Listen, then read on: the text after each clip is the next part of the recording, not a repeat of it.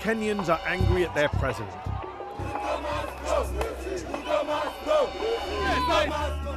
Last year, thousands of young Kenyans hit the streets in protest at the rising cost of living and a controversial finance bill put forward by President William Ruto. The government's response? A violent crackdown that left dozens dead and sent shockwaves throughout the country. And while the president ultimately backtracked and withdrew the bill, I have this to say to Kenyans. I have heard you, and I have heard you clearly. many claim that his government continues to stifle dissent and is behind a spate of abductions that have targeted Ruto's critics. My guest tonight is Kimani Ichung'wah, Majority Leader of the Kenyan National Assembly. He's been in Parliament for more than a decade, is a close ally of President Ruto, and has been a staunch defender of the president's policies. I'm Mehdi Hassan, and tonight I'll go head-to-head with Kimani Ichung'wah. I'll challenge him on his government's brutal crackdown on protesters, on rampant corruption, and on whether President Ruto is really the leader Kenyans want.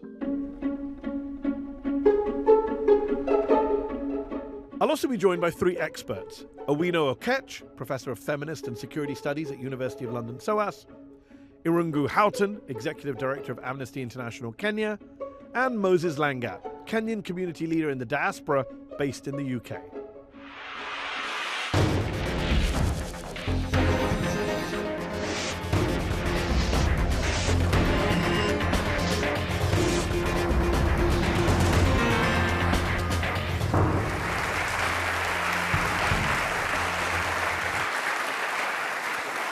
Kimani Ichung'wah, thank you so much for joining me here on Head to Head. You are the majority leader in the Kenyan National Assembly. You are a close ally and supporter of President William Ruto, who is super unpopular right now because he and you and your party haven't delivered for the people of Kenya. Your 2022 election manifesto made 281 promises. Can you tell our audience tonight how many of those have been fulfilled over the last 2.5 years? True, as you say. The perception out there is that the administration is quite unpopular, nothing uncharacteristic of any administration 2 years after an election, especially an administration that came into office in the backdrop of a very dilapidated economy with very many promises, as you said, but I can assure you that will change in due course. The implementation of a manifesto is page by page, chapter after chapter. But you haven't implemented it. That's the problem. It is being implemented. How many of the 281 promises have been implemented? I'll not give you a straight answer of 2 or 10 or 200, but I'll tell you. You're the first politician who said to me, I will not give you a straight answer, just bluntly. I can give you an answer. I've got the answer. It's 14 out of 281 promises. That means 95% of your promises have not been met 2.5 years in. That is your number, Mehdi, not my number. It's not my number. It's the number of Mizalendo, a non-partisan parliamentary monitoring organization in Kenya that tracks all parties. They're saying 14 out of 281. I mean, we can run through some of them. President Ruto said he would give free internet and phone calls to Kenyans. He hasn't. He said he would start an inquiry into cronyism. He has not. He said he would ratify the International Convention Against Enforced Disappearances. He has not. I could go on and on. Kenyans are frustrated because they were lied to during the election campaign. Well, Mehdi, as I told you, that is the perspective of Mzalendo. And that is their target. Well, has he ratified the International Convention Against Enforced Disappearances? We have ratified very many international conventions. But has he ratified the International Convention Against He said he would do it straight as he comes to power. It's been 2.5 years. He could do it with a stroke of his pen. Why has he not done it? He is yet to ratify, but it is work in progress. Was there a timeline for its ratification, according to Mzalendo? Many things had timelines on. Was there a timeline? He said he would do. No timeline. He said he would do a public inquiry into cronyism within 30 days. Has he done it? Public inquiry? Yeah, a public inquiry to establish the extent of cronyism and state capture and make recommendations. Page 61 of your manifesto. Has he done it? It's been more than 30 days. It's been 2.5 years. I'll tell you, Mehdi, if you read the NADCO report, there are recommendations on what is to be done on state cronyism, on state capture, on extrajudicial killings. That is there, captured in the NADCO report. But you haven't done what the manifesto passed. called for on multiple things. And look, you know, and you admitted, to be fair, that people are unhappy. There's a perception of the government that's unpopular. Kenyans have been most upset about the cost of living. And yet, when thousands of young Kenyans took to the streets in protest of your government last year, the finance bill, your government opened fire on them, killed them, forcibly abducted and disappeared them. How do you justify such a violent crackdown on your own citizens in a democracy? First, let me say this, Mehdi.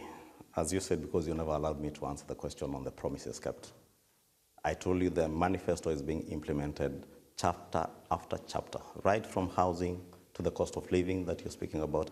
Because, of course, you cannot judge what was to be done in 5 years, in a short 2 years. Well, some of them you said you would do in 30 days, and you haven't. But just deal with the violence. How do you justify what happened last summer in Kenya? Now I'm coming to that. You said the cost of living. I can tell you what we've done with the cost of living, from the subsidizing of production rather than subsidizing consumption, as we promised in our campaigns. You remember the first demonstrations after the elections in 2023 were about the cost of living. Which also were greeted with violence from the state. And unfortunately, all demonstrations end up with deaths, which is a very unfortunate incident. And it is not true that people demonstrate and you open fire. It is just the nature of what happens with our demonstrations, that they turn violent, and the police have to intervene. And let me say that at this point, it's not just unfortunate. We all regret the loss of life during the 2022 demonstrations and even the demonstrations of June last year. Unfortunate that lives had to be lost, but it was not that fire was opened on young. Yeah, the way you talk, lives had to be lost. No, lives were taken. Right? People were shot in the head. No life ought to have been lost, and nobody can justify the loss of life anywhere in the world out of demonstrations According to a Reuters investigation, 19-year-old Charles Owino went to a protest, was killed with a gunshot to the head. The police recorded his death as a road accident. 21-year-old Shaquille Obienge, he died the same day as Owino, also shot in the neck. Police recorded his death as a road accident. If these deaths are so regrettable, why is the Kenyan police covering them up? Fortunately, Mehdi, we have a very robust constitution in the country, the best constitution in sub-Saharan Africa. This constitution has very good and clear safeguards that make sure that everybody is held to account for your actions, including the police. You've mentioned 2 or 3 people. I think from IPOA's records, the Independent Police Oversight Authority, from their records, they have recorded about 60 deaths from last year's demonstrations. And there are some, I think about 30-something, that are still under investigation. They have dismissed some after close the files after investigation. Therefore, I can assure you, the police may, even somebody within the police force may desire to cover up. Can you tell our audience tonight, how many Kenyan police officers in the country will not allow you to cover up? You say that, this is great rhetoric. How many police officers in Kenya have been prosecuted for their role in the violence in 2023 or 2024? Can you tell us how many? I'll tell you from the last year's demonstrations, 3 are already in court. 3 police officers have been prosecuted? 3 are being prosecuted. Are being prosecuted, but none have been prosecuted. Another 34 cases. Before you prosecute somebody, you have got to investigate. So you have to this is what Human Rights Watch said last year. Bodies of people showing signs of torture continue to turn up in rivers, forests, quarries, mortuaries. The authorities have yet to investigate or prosecute anyone for these crimes. Kenya has a history of police brutality and lack of accountability for serious abuse. So that's Human Rights Watch. You want to believe what Human Rights Watch said, not what I'm saying? Yeah. Because I'm going to believe a human rights group over a politician who started by saying, I won't give you straight answers. It is their take, Mehdi. It is their take. And I didn't come here to give their take. I came here to give my take and the perspective. So they're wrong, you think? The police officers are being held to account?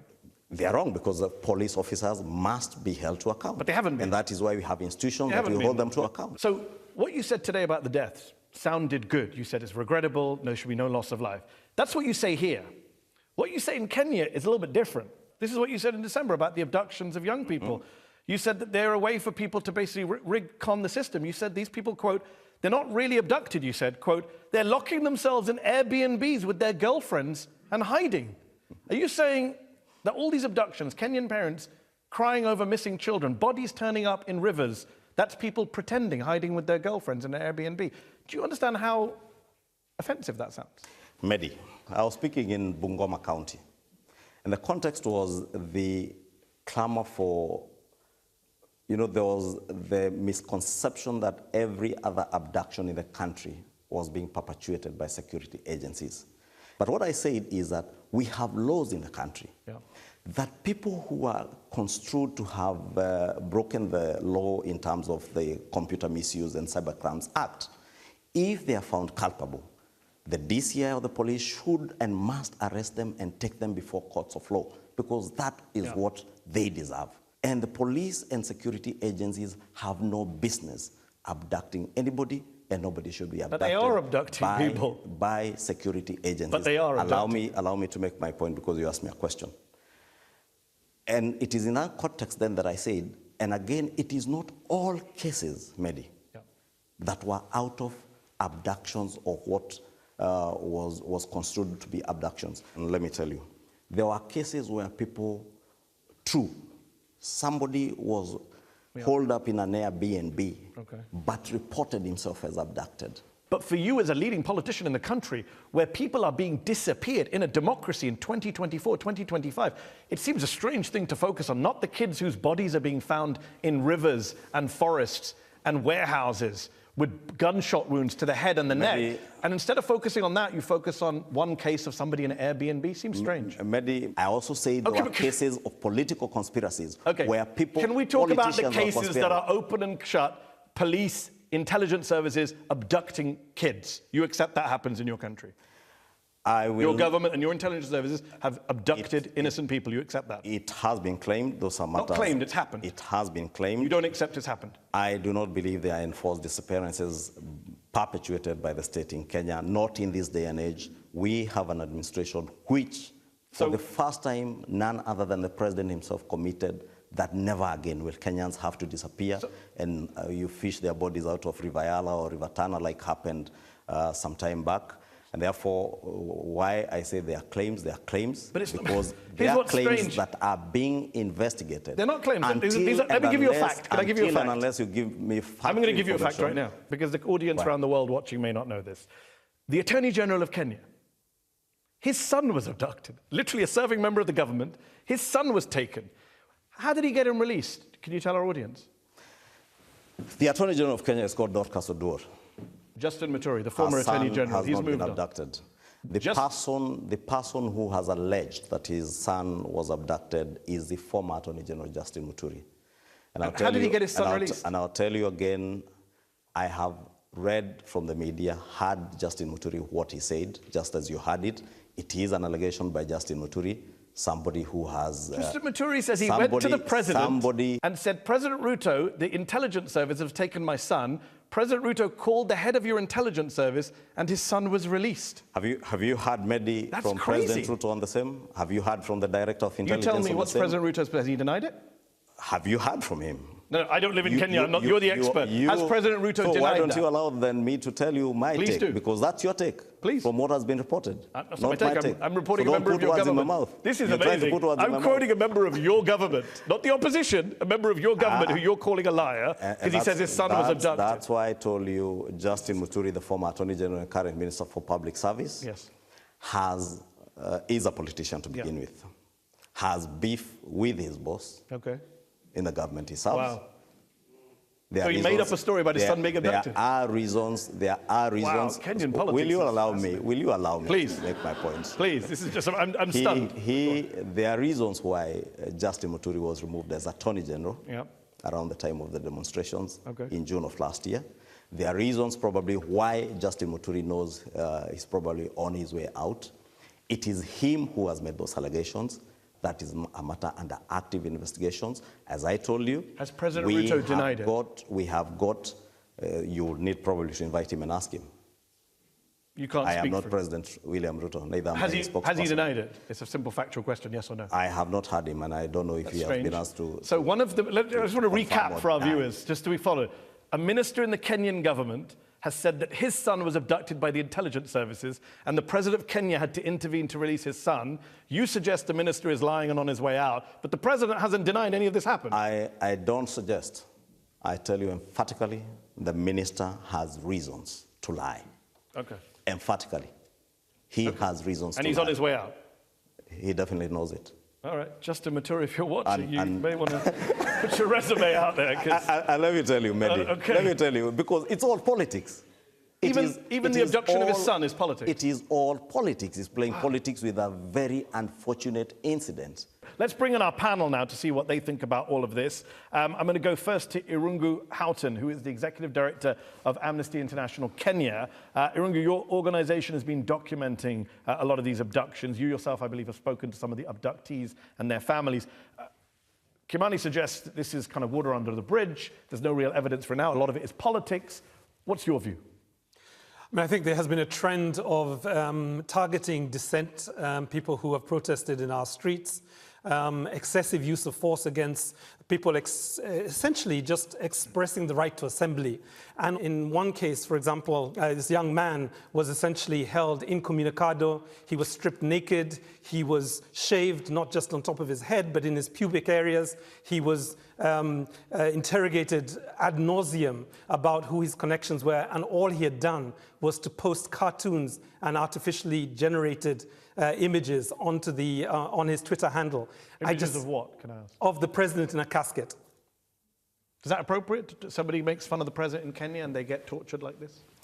When William Ruto became president, when the buck stopped at his desk, he took decisive action to end the extrajudicial killings that were happening.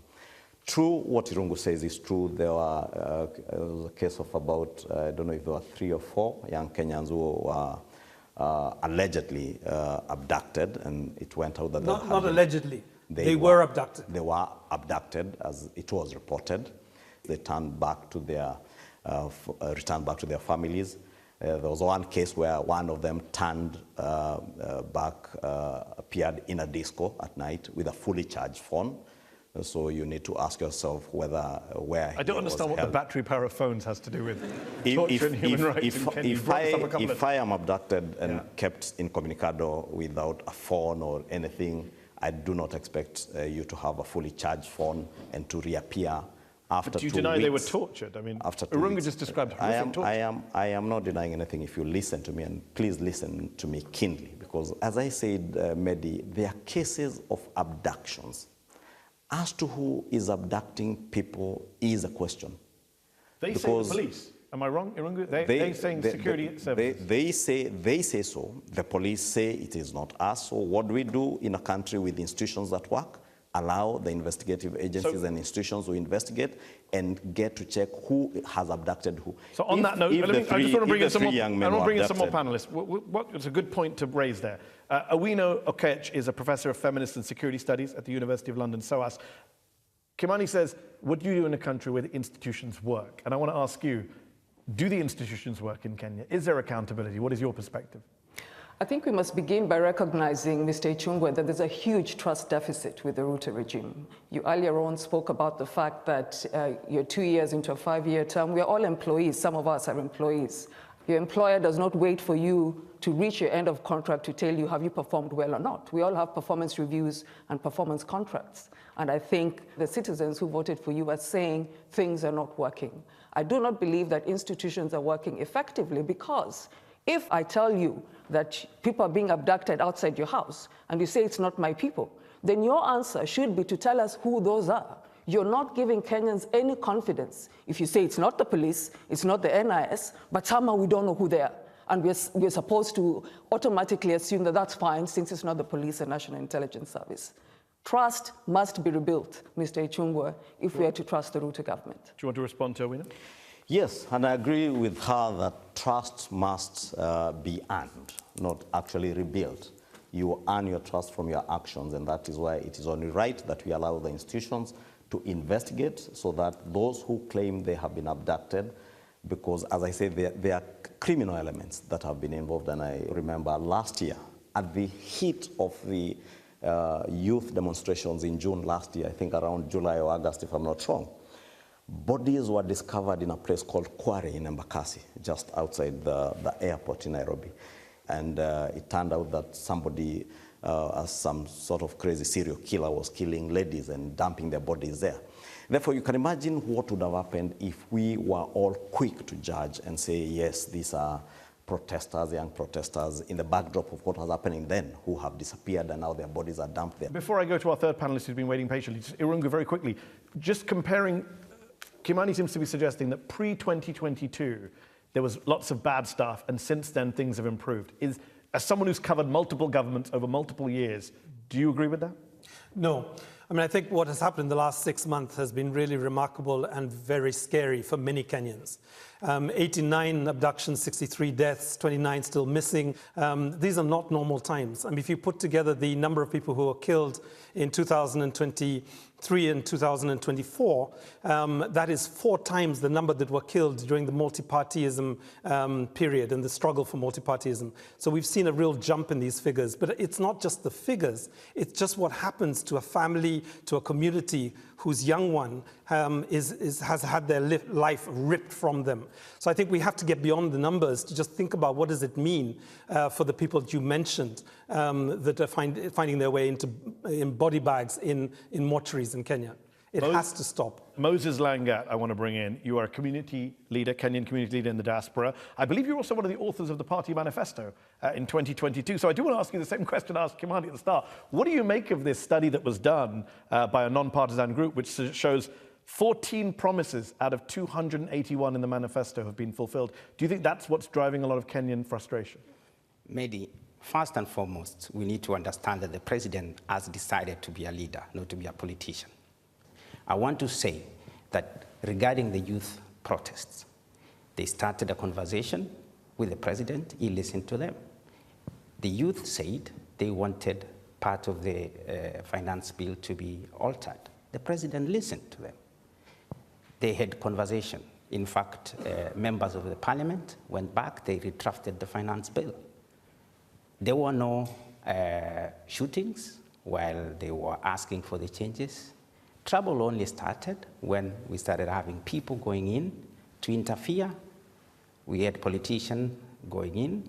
The youngsters, whom we appreciate, form over 75% of Kenya's population. About 12% of them are unemployed. Protests were politically motivated, not driven by organic anger from young people. The young people were angry. These are well-educated people. They have nothing to do. These are the messes that the current government inherited. And through the bottom-up economic transformation agenda, which the president always talks about, and he prioritized 5 areas, is to create jobs for these people, to create things to do. You keep saying inherited. Isn't President Ruto, wasn't he a long-standing senior member of the previous government? Well, how do you inherit something you were in? Mehdi. Listen, Mehdi. What am I missing? Mehdi, let me just explain, because post-2017, William Ruto was deputy president just by name. Okay. That's a fact of life. Fine. And therefore, when the Fair panelist speaks about inheritance, he knows. I do want to talk more about President Ruto. We're going to do that in the second half of this show. Right now, we're going to take a break. When we come back in part 2, we'll carry on talking to Kimani Ichung'wah and to our panel. We're going to hear from our very patient audience here in London's Conway Hall. See you after the break.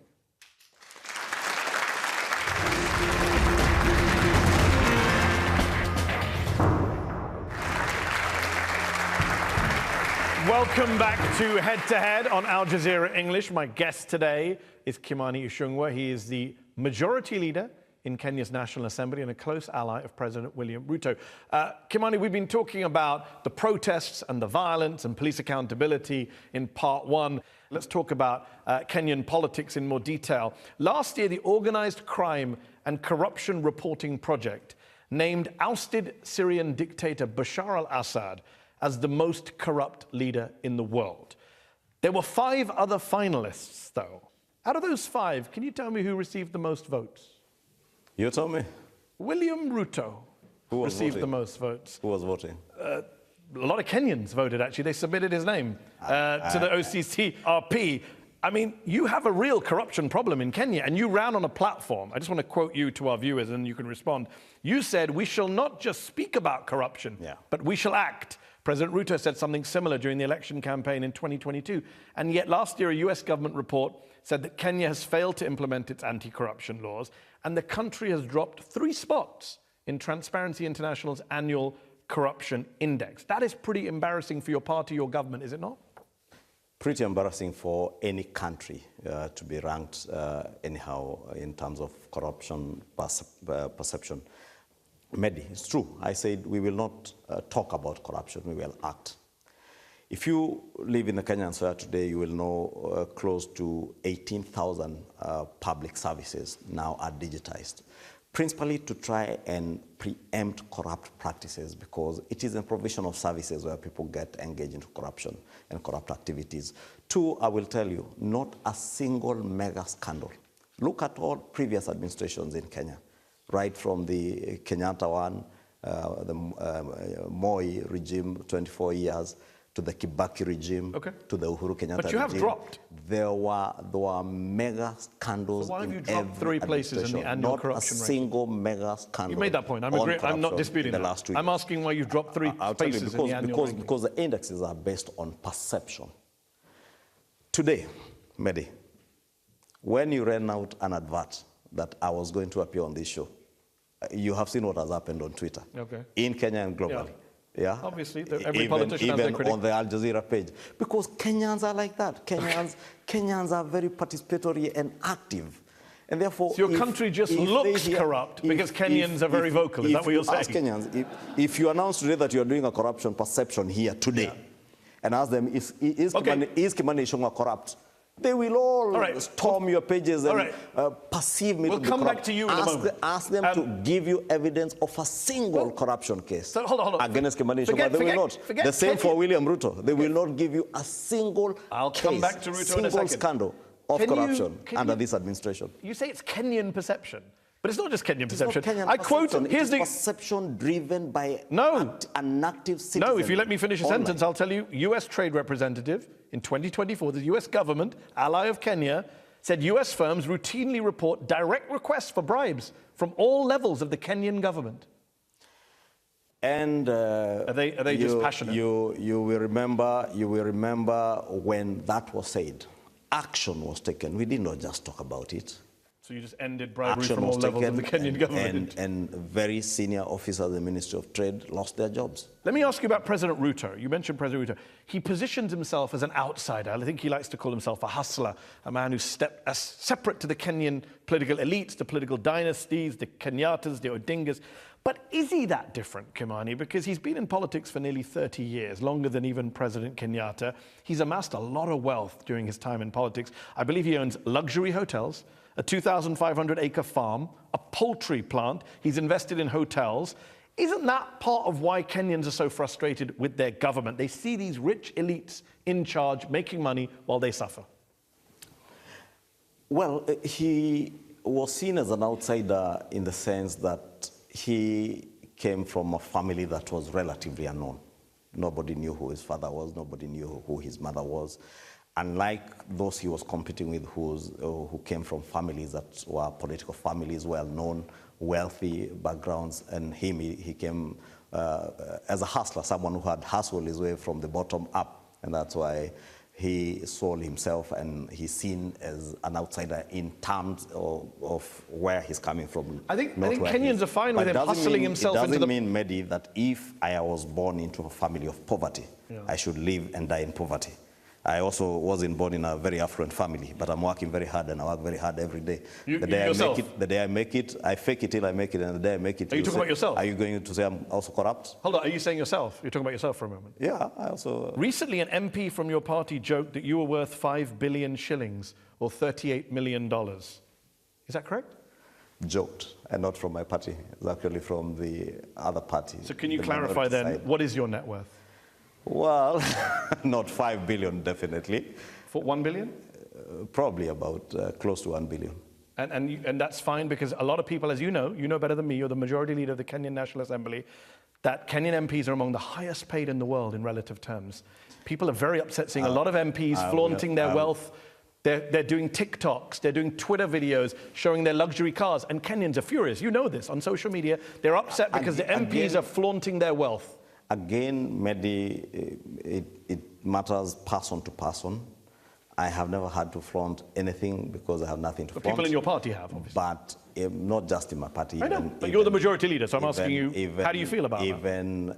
It's rather unfortunate nobody should do that, and I think a number of those a number of those who have done that, by the way, have regretted what they had to show the public. But the flaunting's only secondary. What about the wealth itself? Why do you have so many wealthy Kenyan MPs?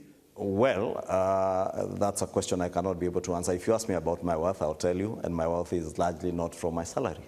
And anything and You're worth everything. about $7 million, you said. $7 million. You said about a billion shillings. Just about $1 billion shillings. And when you look at the average salary of a Kenyan, and they look at a Kenyan MP who gets 32 times the average salary, that is a they're perception. furious. That is a perception, Mehdi, I'm telling you.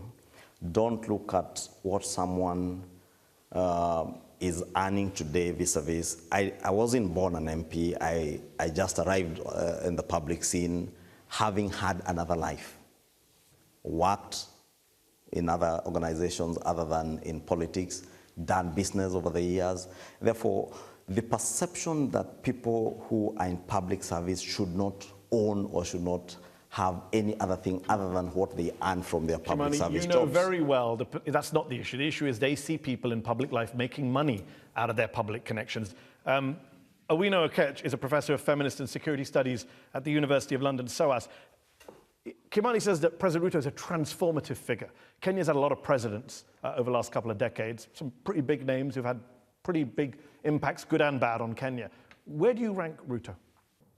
That's a difficult question to answer, largely because Ruto also served in the previous government. So his record beyond the previous government, but also his long-standing political career, means that he's being judged on a very different scale. One of the biggest weaknesses of the current government is the way that those who have been assigned by the president to deliver that plan talk to Kenyans, engage with Kenyans like Kenyans do not know what they're talking about, are dismissive of their pain, are dismissive of the deaths of the children that we saw being shot in front of Parliament during the June 25th protests.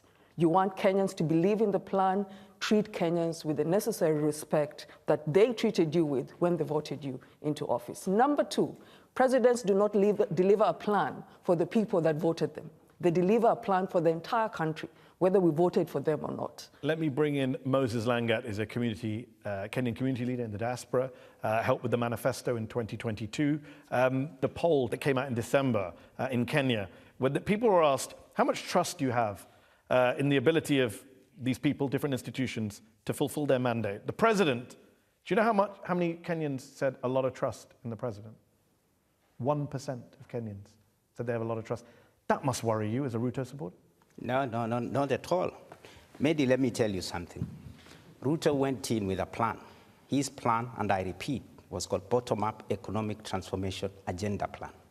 He set to reduce the cost of living. He said, I will work on productivity and production in the country. And he said he will make the goods and services for all Kenyans to be affordable.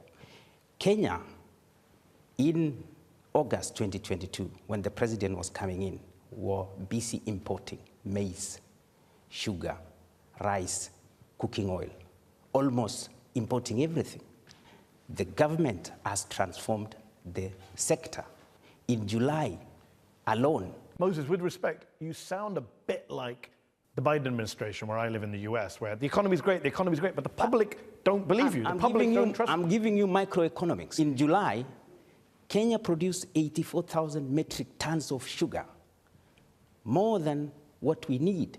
Kenya is almost becoming a net exporter of sugar, something we were importing. So you believe these economic trends, positive ones, will turn around his popularity? I will tell you many more. Okay, well, we don't have time for many more, but you've given us some.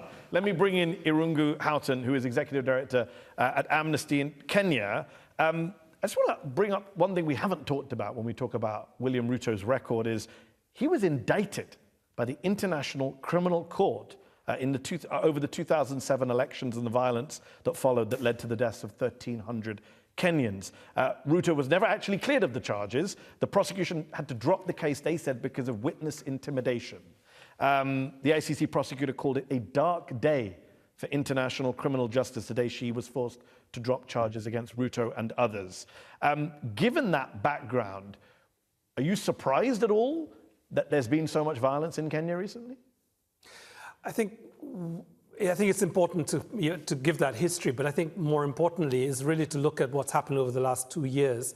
And there are growing calls for international mechanisms to be invoked. And Article 15 of the International Criminals Act. As Amnesty International, we have essentially focused on trying to build domestic accountability in the Kenyan courts, but increasingly finding that that is being stopped either by the constant call for deferrals, for plea taking, and the delayed justice for so many people that have suffered at the hands of police officers is leading a lot of people to begin to get weary and to think about regional mechanisms and international mechanisms. And I think it's really important, particularly for Honorable Kimani Ichung'wah and the members of parliament, to recognize that if we cannot get justice in the courts of Kenya, then it is inevitable that people will start to look back at the International Criminal Court. I don't know what you have to say to that, Honorable Ichung'wah. Is it inevitable that you end up back at the ICC if Kenyan justice is not working? I mean, you have a president who was indicted not long ago. Are you worried that he might end up back at the International Criminal Court? Mehdi, let me say I agree with Irungu first that we must build our own institutions and make them work. After the 2024 demonstrations and the infiltration by treasonous criminals of those demonstrations, investigators did their work and they were able to identify particular political actors who mobilized the criminals to come and visit the wanton destruction that you saw around the city. When the particular politicians were arrested and were to be charged to court, they ran to court and get injunctive or conservatory orders against their prosecution, and those are the frustrations that you hear Irungu speak about. Therefore, we must relook at ourselves inwards, right from the judiciary and all other arms of government, to make sure that each and every arm of government works the way it's supposed to work. But are you worried that if they don't work, the ICC could be back for your president? We have no choice but to make them work, Mehdi. That is why I took time to travel all the way from Nairobi to come and have this conversation with you here, head to head. Okay, let's go to our audience who've been waiting very patiently. I'll take a question from the, lady here in the last, on the edge, yes. On a recent visit to Kenya just last month, I witnessed low-level corruption happening right in front of my eyes. It's something that's not going away. If anything, it seems to be rampant. What, if anything, can the Kenyan government do to actually crack down on this? Because it's, at the end of the day, working people who feel it the most. Do you mind me asking just an example of what kind of corruption you saw? Well, on a traffic, when you're in the cars and you're driving, this was particularly in Nairobi, there's certain officers, traffic officers, I think, I don't know their exact name, but they commonly take bribes. And my uncle that was driving was just saying that this happens all the time. First, I hope your uncle did not pay the bribe. But to clarify, he didn't. On a serious note. On a serious note, yeah, I asked Raila Odinga this question. I'll ask you, have you had to pay a bribe for anything in Kenya? I have never paid for a bribe. In your entire life, you've never paid a bribe? In my entire life, I have never paid for a bribe. Sorry, I a little bit. Some of the Kenyans here are not believing you, but okay. Let me tell you, and just to answer, it takes two to tango. Yeah, it takes the bribe taker and the bribe giver. But the bribe giver is in a position of weakness sometimes. Exactly, because why are policemen collecting bribes on the road? Because you're on the wrong. Maybe you are speaking on your phone. No. That's not how it works, Kimani. You know very well people exploit their positions of power to force people into certain positions. I have been stopped by a policeman for speeding on the road. I have, unfortunately, I was only 19 or 20 years old. And I explained myself out of the situation. You never need to pay a bribe. But just to answer the good lady's question, in the last 2 years, we have digitized 18,000 government services. You will not digitize policemen manning the roads, but it is possible to have instant fines. And the Ministry of Public Transport and Infrastructure is working on a traffic system where people can pay instant fines so that you do not have to pay a bribe to get away, because it is the inconvenience that makes people pay bribes. Okay, let's get the lady there in the black top and the third row. Yes, you, if you want to stand up. Hi. Your party seems to be very concerned with the criticism on social media Why are you more sensitive to this than to the everyday troubles of the Kenyans, such as the rising cases of femicide, the abductions, corruptions? True, we are very concerned, and I said I'm actually the one who in this show spoke to the issue of femicide because it's a matter that was of great concern to Kenyans. I'll tell you from where I sit. I am less concerned with what people say online, on social media. I had that engagement with somebody yesterday who is in this audience. And I told him, I have been called William Ruto's wife because I work closely with him. And I take it in my stride. But I will have to do my work and do it to the best of my ability. That's my concern, and I believe everybody within the Kenya Kwanza administration is less bothered by what people say online. How can you say that when in the part one of this show... Insults. Hold on. Let me part finish. one of this show... Let me paraphrase Irungu that. from Amnesty said a guy did an AI image of the president in a coffin was treated viciously, violently. That was not you having a thick skin. And maybe because you never allowed me to respond to that. Because, I did, but you can respond again if you want. Because it's true what Irungu was saying and about the gentleman who had his hair shaved. And I said, because we are a nation that wants to trust in institutions. We want to trust and believe that the investigative agencies that are investigating all those cases where people have claimed to have been abducted and things done to them that are unpalatable, that we get to the root cause of it so that you know who is it that was abducting these people. I told you there are three elements. It's a very simple issue. Irungu cited a case of a young man who did an image mocking the president and he was tortured for it. That does not speak well to the thick-skinnedness of your government. So the question is, who tortured him? Can you or me answer? You cannot answer. You cannot say with certainty. So. I'm going to trust the guy who was tortured. Irungu says it is suspected to be because the gentleman said they behaved like they were security agencies. I have seen cases in Kenya now, and an unfortunate case in the recent past, about 2 months ago, where a gentleman who was a manager in one of the security firms was killed and murdered by thugs masquerading as security officers in full police uniform. Okay, let's go to lady there in the red glasses and the stripy top.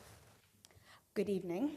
You know that the Kenyan public is suffering. So why are politicians flaunting their wealth, as has been asked earlier, and the wasteful use of public resources like helicopters to go to a latrine or a weird bridge opening, when the president claims that we are having austerity measures? By the way, very nice red bottom shoes.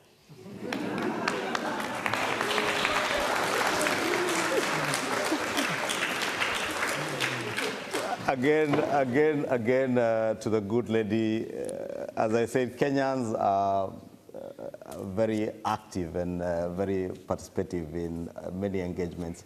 Many of them are usually not true. I saw what she refers to, that somebody was flying to go and open a pit latrine somewhere in Muranga. I believe that was today on social media. It's not absolutely untrue.